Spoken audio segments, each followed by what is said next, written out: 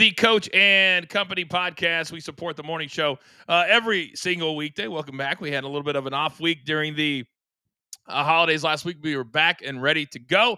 Today's a big day. If you missed the morning show, I encourage you to go back and watch it on demand on our Coach and Company YouTube page. If you're watching us right now, you're on it. Hit the subscribe button, hit that like, and hit the share. If you're listening on the audio feed in our partnership with Believe, we love that you do that too, driving around in the car or on the app. Let's waste not any more time. Bring in my partner today from SureDog USA. Also does a great job writing for the Bears. Of course, my guy, Mikey P. Mikey, we're going to focus on one thing and one thing only today, because at 4:30 p.m. Eastern time, 3:30 locally in Baton Rouge, and then 1:30 out here on the West Coast.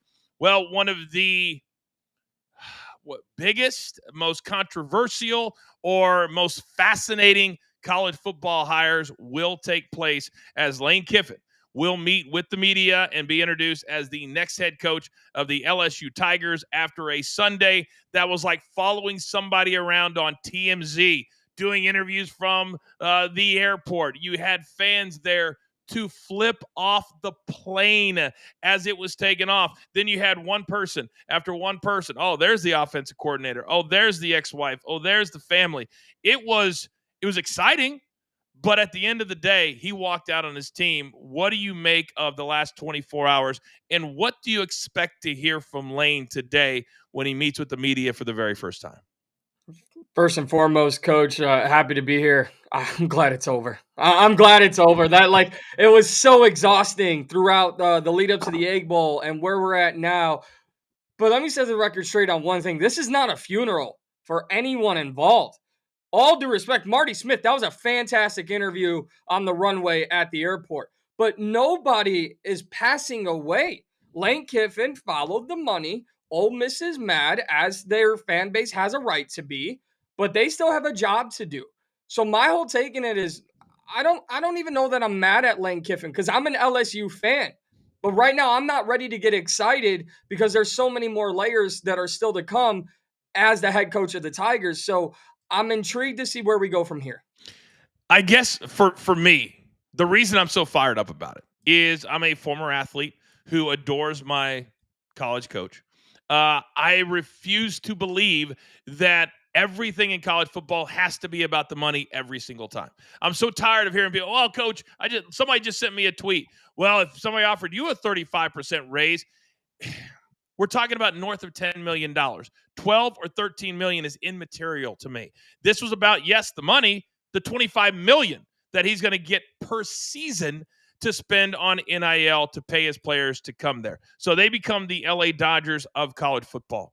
My biggest issue is not everything is good timing, Mikey. And if he would have been John Sumrall from Tulane, no issues. If this would have been Alex Kalesh from South Florida going to Auburn, no issues. By the way, Sumrall is going to Florida. But the timing, that's on the NCAA. That's on the NCAA, and I get all that. But, Mikey, the money would have been the same, maybe minus some money in the NIL. At some point in your life, and I've been very, very, very, at times, made bad decisions. I'm now at a point where I want to make good ones, where I say what's best for me, my family, but also for the people that I influence on the daily. And when you recruit these 100 players to come play for you, and you're at a school that's not Tulane, that's not South Florida, that you're like this, that's my issue, is you're walking out on a team that for the very first time in the history of their university, and their AD's been there for over 30 years. You know, in these small college towns, KU is my dream. In Lawrence, Kansas, they're everything. In Oxford, they are everything. In Baton Rouge, yes, I know they are everything. But Mikey, to walk out on 100 people when they have a chance to do something, do you know how many college stories I tell, even right here on the brand? All these kids have a chance to get a ring, to have something they'll have for the rest of their lives. Lane Kiffin's had his chance for the big job. And guess what? He already had a big job. This was a big job. I don't care what anybody says. This was a big job. It's the SEC. It's a ton of money. And you can tell I'm still fired up about it today. I really am. Well, let me hit on that point, which I think is one of the most important parts. Yes, Lane Kiffin got away with this because of the NCAA schedule, and also because whether you want to call it an ultimatum or not, Ole Miss AD said we need a decision by this time, Hmm. and that's for their future plans, and that's neither here or there. You're absolutely right. If we just look at one singular thing, could you imagine the only way he would not be public enemy number one? The college football playoff rankings come out. All right, boys, everybody get together. Listen, here's what I got on the table: an opportunity to further advance my life, my style, whatever he wants to say. But I'm here with you guys until the very end of this season. All of you guys may not go on to play at the next level. So let's put a bow on this thing with a possible national championship ring, more money for the program. I want to leave this place on good terms. I want you all to become good young men as athletes and as men. That's how it should have been done. It should have been. It's the way it was done was bad, and so many fans are now conditioned to just make everything about the money. As you know, we also have a big wrestling brand here at BTT Studios, and I'm so tired of talking about money and TKO and ticket prices and all that kind of. But this is about one man who decided to do what's best for himself in his mind. Would he have been unhappy staying at Ole Miss? Really?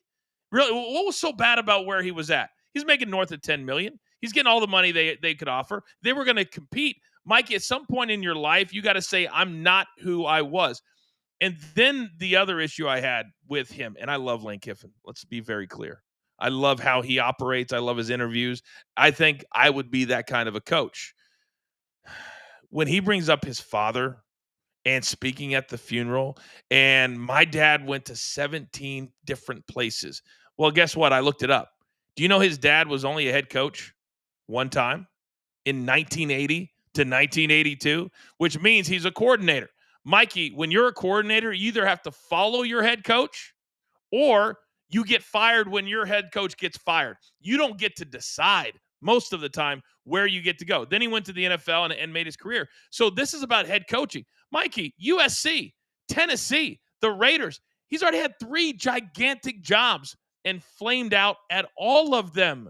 At all of them. At what point do you look yourself in the mirror and you say, how about I change my own narrative?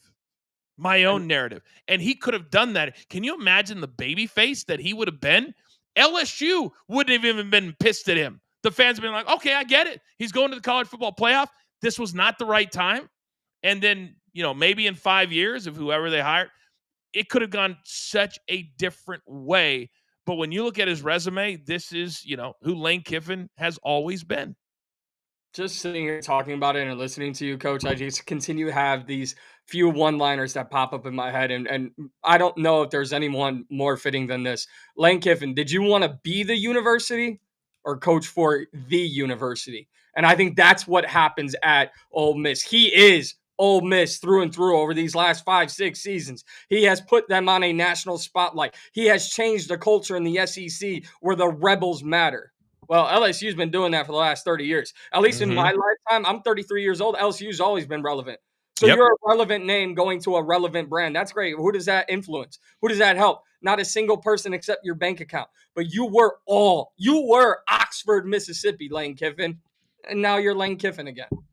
I've always thought, and maybe it's because I come from a small town in Kansas, and in this day and age in media, I've been at big places. I'm having more fun now building this brand from the ground up than I had when I was at ESPN.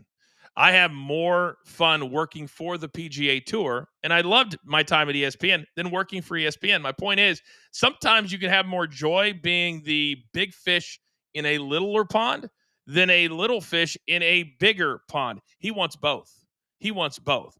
And I also wish he would have had a PR person with him, because when he's giving Marty Smith all of these answers saying, I know there's emotion right now, but when people calm down, Mikey, in these little towns, college football is life. There's a Dr. Pepper 10-year marketing plan that's all about what? Fansville. It's a very real thing, especially in the Southeast. But you know what I can't wait for? The football gods are looking down on us a little bit, because we know that when we get to March or April and this goes away and he's standing on the sideline next fall, the world will go on. and everybody will be just fine. And Ole Miss will have been bounced in the first round because their offense, it just sucks without him. But next year, at the end of the year in November, we get LSU in Oxford. Wouldn't it be nice if that game was for, I don't know, the SEC championship or a right to go or a right to get into a playoff, and somehow the Mississippi Rebels are able to beat the Tigers? Wouldn't that be fun? That would be so much fun. And as an LSU fan, I Oh, don't know. real quick. I've had buddies who were multiple fans of. You've said 3 times that you're an LSU fan, yet you live in Missouri, yet you rave about Chicago sports. You gotta settle on a region at least. How are you an LSU fan and a Bears and a Bulls and a Celtics? You gotta explain yourself. All right, let me lay out my fanhood right here, right now. And that way it can never get thrown back at me. Oh, Celtics, we'll Red see. Sox, Bears, LSU. That's my fanhood. All right there, crumbled up together, put it on a plate. That's my fanhood. Coach, Okay. Alabama was everyone's favorite school when I was in high school. That because they were the cream of the crop in football. Who had a very fun, entertaining night game that Alabama hated? LSU. So I went the other way. My Boston fanhood is falling in love with the city and being there a couple times. I can't go away from the Chicago Bears. Never have, never will. But my point was, as a fan of the Tigers, I'm not excited yet. I don't know what he's going to do. Who's he bringing with? What players are coming with him? What players is he influencing? Am I supposed to believe that a team that was ranked nationally in the last few seasons is going to immediately be a top 25 team? How do I know that with Lane Kiffin and the LSU Tigers? I got 25 million reasons that will tell you that, because I guarantee you in the next month, and this is also part of the discussion that the NCAA, you'd like to think they have really smart people that are heading this thing. At some point, Nick Saban's got to be put in charge. They've got to. Congress, we've heard Congress yesterday. Oh my God, are we really doing that? But I think that's the only way. You come in, Congress makes parameters, because this is literally the Wild West.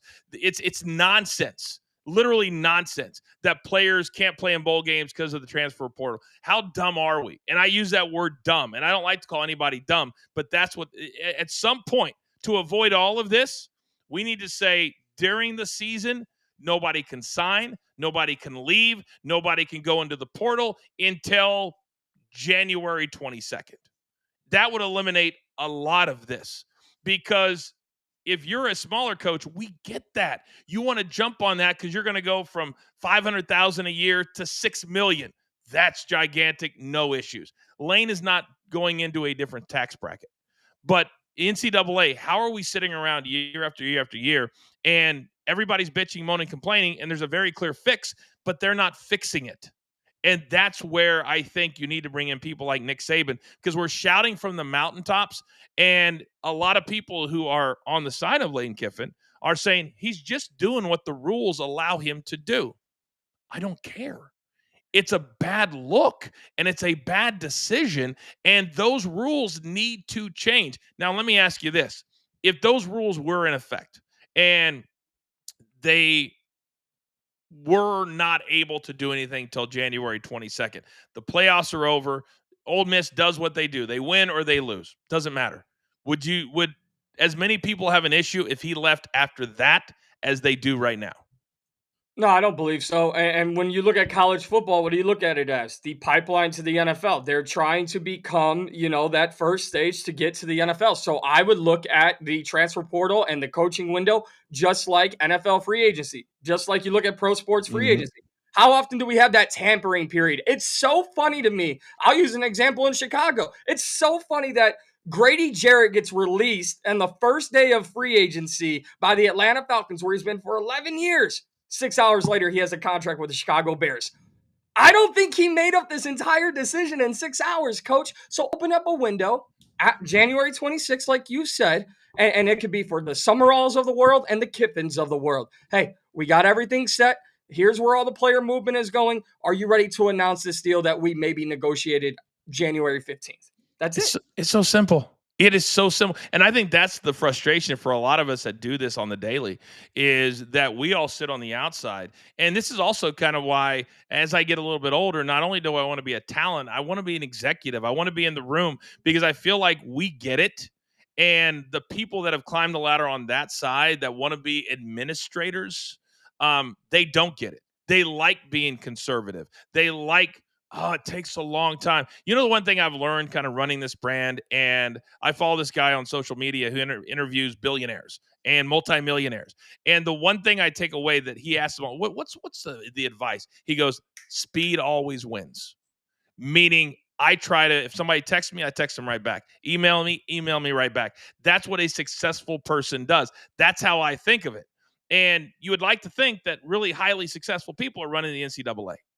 But yet they go, man, we can't do that this year, Mikey. We've got to have a meeting, to have a vote, to have a meeting that didn't pass. You don't. It can be as quickly as, guess what we decided today? And that's going to be it moving forward. It can be that quick. They just choose not to have it that quick. All right, we never go longer than 20 or 30 minutes. Quickly, our schedule for the rest of today. We'll be off the ropes, Sirius XM, channel 156, 2 to 4 Eastern time. Me and Vince at 5 p.m. Eastern time. A full recap of Survivor Series. And then tonight, Mikey will be in the host chair for the Monday Night Grind, the Giants, or the Patriots and the Giants. That game is in New York, is it not? I believe it's it's in New England. It's in New England. Giants and the Patriots. All right, Mikey, great job today. Good. Yeah, have a good show tonight. That's going to do it for now. We're here every single weekday to support the morning show around 11:15 a.m. Eastern time or so. For now, for Mikey, producer man, I'm the coach. We'll see you next time right here on the Coach and Company podcast. Have a good day.